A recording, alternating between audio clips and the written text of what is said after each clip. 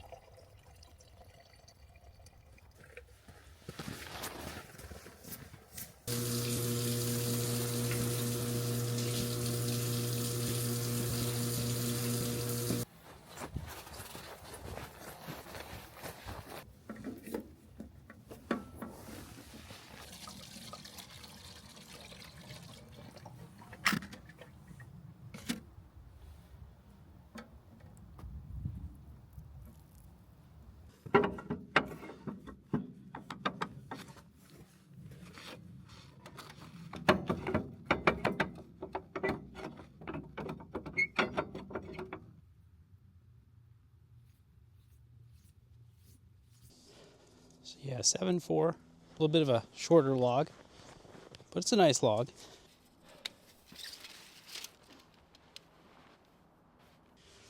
On this side, 21.5 inches, and looks almost perfectly round. It's about 21, so almost. This side creates a little bit of a Y, so it's definitely wider over here. It's only 17 there, 21.5 is here. And we have this piece sticking out right here. I might just mill it to 22 this way.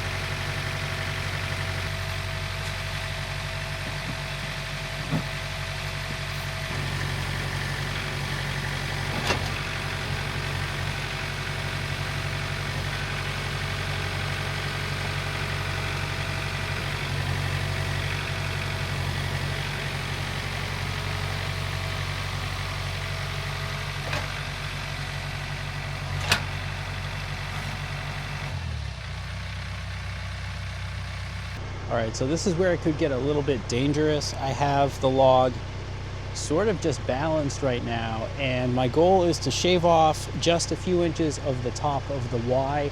It's an important piece of the log's character, so I don't want to remove too much, but I do have to be able to mill it. So the log could easily just fall off right now. So what I'm going to try to do is get something under there to kind of prop it up. I'm not sure if the log clamp is going to be enough.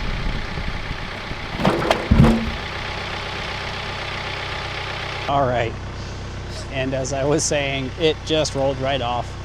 The vibration from the tractor is probably enough to move it, and right now the sawmill is it's very sleek, it's very slidey.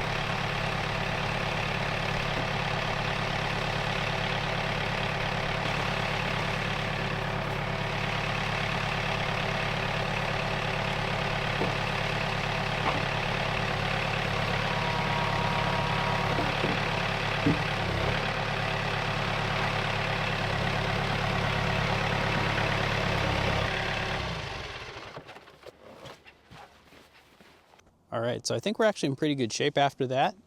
I wasn't sure if the 4x4s were going to slide, but this one kind of held in there, and then I was able to move the 4x4 itself is not going to keep that log from moving, but this will.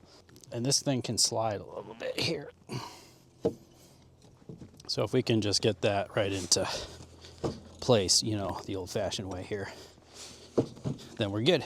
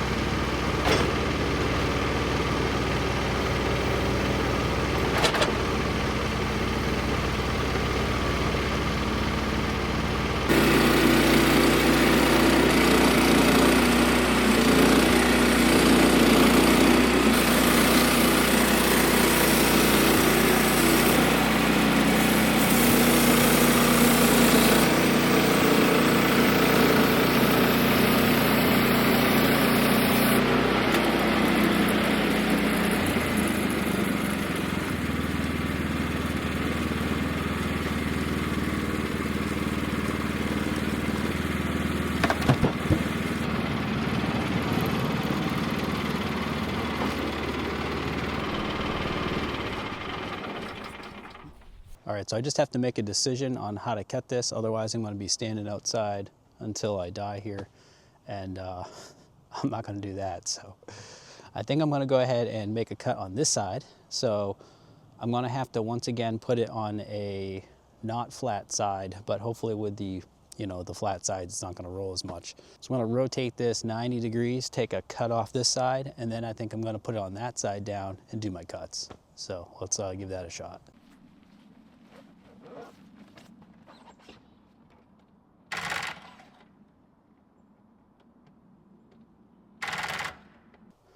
All right, well, once again, the John Deere is making some funny noises, and I'm gonna have to look into that. So I'm gonna be putting a pause on milling for today and hopefully get back out here tomorrow after looking into what's going on with the tractor. But I really don't feel like moving that log by hand, even if I'm using a cant for leverage. I just prefer to use the tractor. So I'm gonna wrap up for the day, and hopefully I'll be right back out here tomorrow. But for you guys, it's gonna be right now. All right, guys, so I'm back out here. It's the next day, and it's a bit warmer, but it's a lot bit windier right now. And that's a thing, but more importantly, I have to go see if my tractor's working.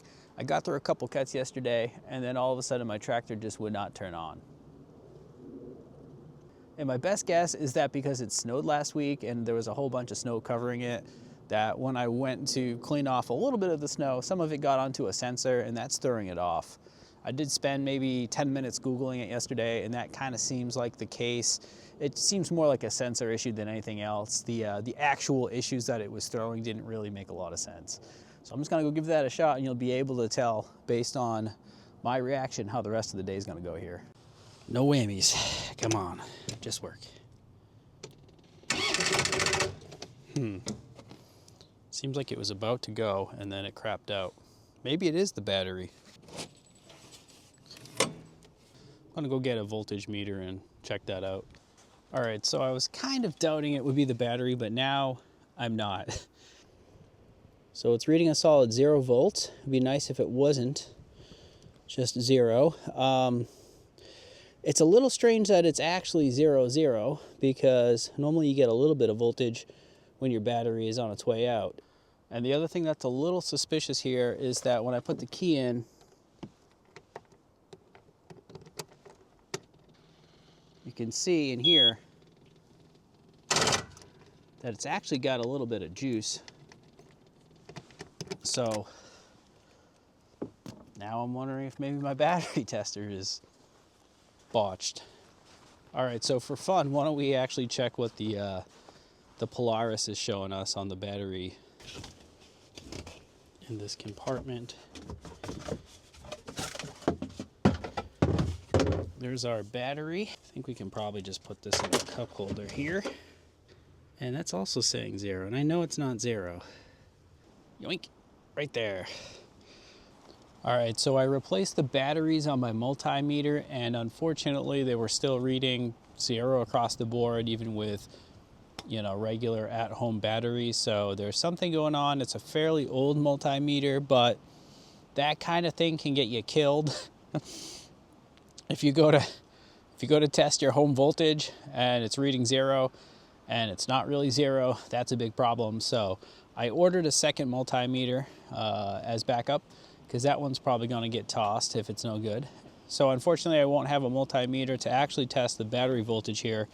And it's moments like this when you realize that you came out here to saw a log, and suddenly now you have all this other crap in your hands because you're testing your tractor battery. This is a battery minder, and I literally bought this 3 years ago and haven't used it ever. All right, so that's the unit here, and then it's got a plug. Now I've got my home battery pack here. Bought this a while ago. At least it's got some charge, 53%. So let's see what happens here. Hope I don't hear an explosion. The cool thing is it will tell me how much power gets used once I enable it. All right, so we got the mini jumper cables connected to our John Deere battery. And over here we've got the battery minder saying that it's desulfating and the temperature compensation is on. And then down here you can see that it's actually using 16 watts, and that's just been climbing a little bit since I turned it on, and I'm not exactly sure how high that's going to get, but it just went up right now to 19 watts, 18, so it's kind of fluctuating. All right, well, it's been about 5 minutes. It really hasn't been that long, and I've noticed now that there's an indicator that says that the battery is about, we'll say, 75% charged, and I did just attempt to start it, and it did have a little bit of a crank. So we'll say, optimistic that it might be the battery. And, you know, I left it out in the snow and it's been cold. And the battery does actually have, I don't know if you can see that, but it's got a 15-month warranty, basically. Now, in my opinion, the battery shouldn't go bad after just a year and change. Anyways, I'm all set up to mill. And the only thing that I don't have right now is the grapple. And if this log was on the ground, I would say that I definitely can't mill. But with it being up here, I can probably just use my cant to rotate it. So I'm gonna see if I can't cant it. And if I can cant it, then we're in luck, and I'm gonna keep milling today. So I'm gonna give that a shot now.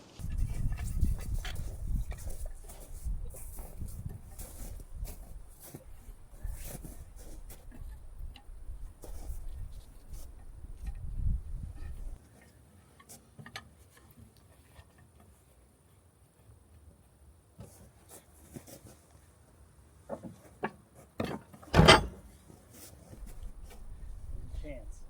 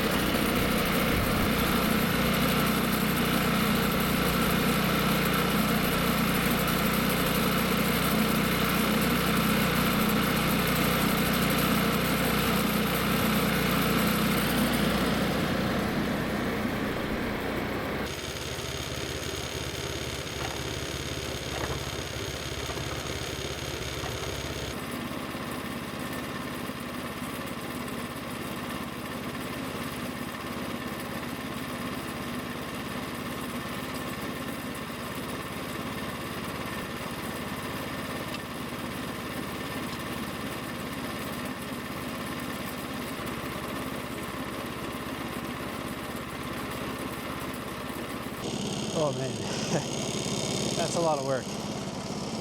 So I still haven't gotten it, but I was just thinking it'd be a lot easier if the tractor was working, so let's give it a whirl. Because why not, right? There we go. Look at that. Hey. Oh, come on. Really?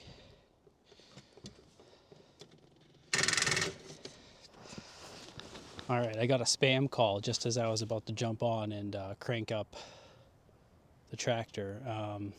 So, that's That's a bummer. I have an idea though. I've got another option here.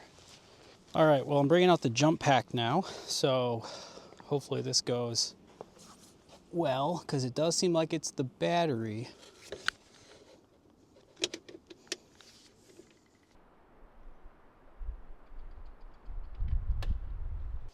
All right, take two.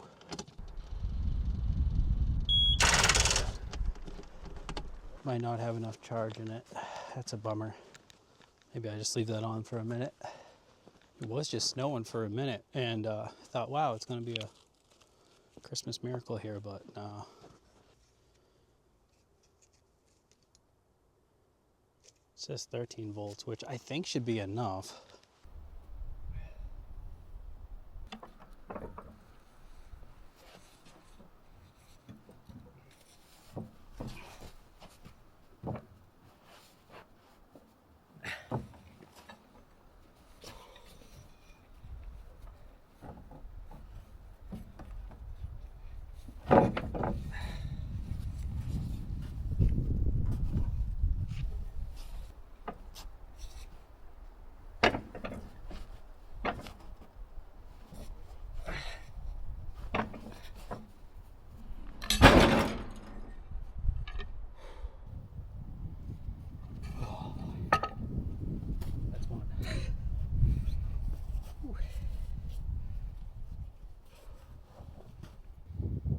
Hopefully the other side's easier.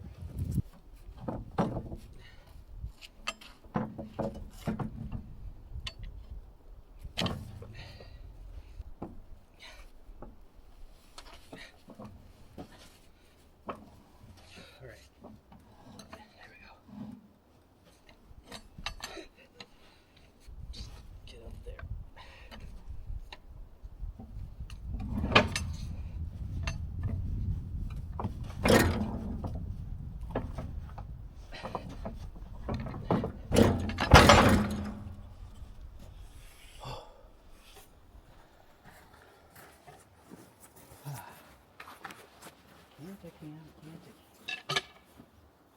You know, the nice thing about having the Polaris Ranger is after something like that, you can always come and sit in the vehicle. The seats are actually pretty comfortable. You can just sit back here and it's, yeah, it's nice. And on a warm day too, they retain a little bit of heat, so it's almost like you have a heated seat. But it's not warm today, and that's probably why I'm dealing with the tractor and why I'm sitting actually. So that definitely took all of the strength that I have at the moment to turn that log. So at least I got it turned, and now I can just mill it down and pull the individual pieces off. So that's nice. But as I'm saying that, I think I'm going to turn the Polaris around so I can go ahead and attach the trailer. I want to be able to just take the cuts off the mill and put them directly onto the trailer, because at this point I just want to minimize the amount of calories spent here.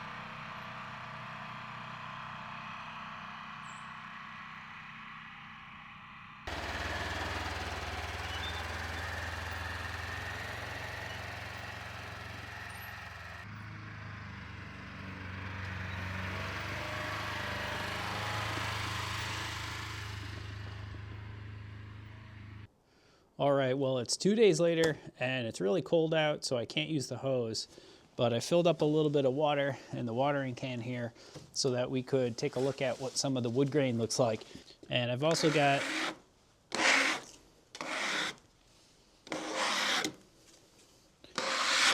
I brought this out to try to get some of the sawdust off. All right, so why don't we take a look? I think this one kind of looked the nicest. Well, no, not the nicest.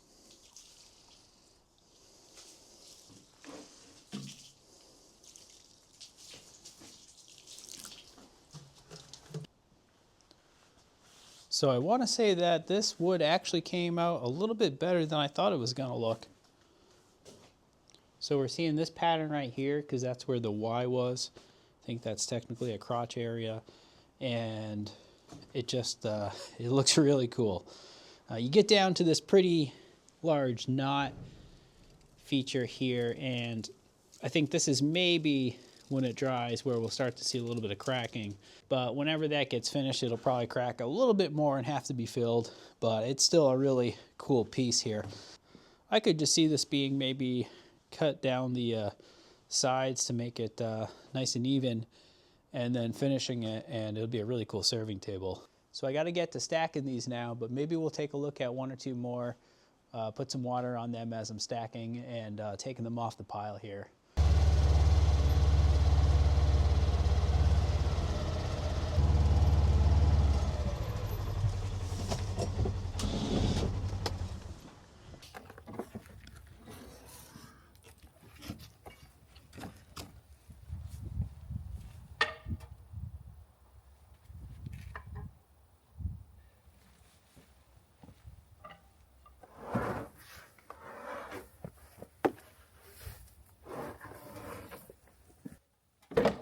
That is a really, really nice slab.